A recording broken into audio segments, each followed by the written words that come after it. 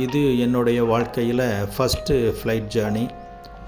2015 வருஷம் செப்டம்பர் மாதம் 30ஆம் தேதி குருத்துவ பட்டம் வாங்கிட்டு, அதுக்கப்புறமா நவம்பர் மாதம் 4ஆம் தேதிக்கு நான் ஜாம்பியா போக வேண்டிய நிலைமை.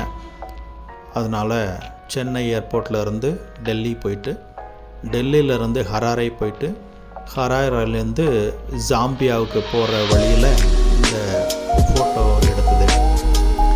30 வருஷமாக இந்தியாவிலேயே இருந்துட்டு முதலாக ஒரு நாடு விட்டு நாடு, புதிய கலாச்சாரம், புதிய உணவு வகைகள், புதிய கால சூழ்நிலை, புதிய மக்கள், அவருடைய பழக்க வழக்கம் எல்லாத்தையும் பார்க்குறதுக்கு மனசில் கொஞ்சம் கஷ்டம் இருந்தாலும் கடவுள் கூட இருப்பார், அவர் எல்லாமே பார்த்துக்குவார் அப்படிங்கிற ஒரு நம்பிக்கையில் இந்த பயணத்தை ஆரம்பித்தேன்.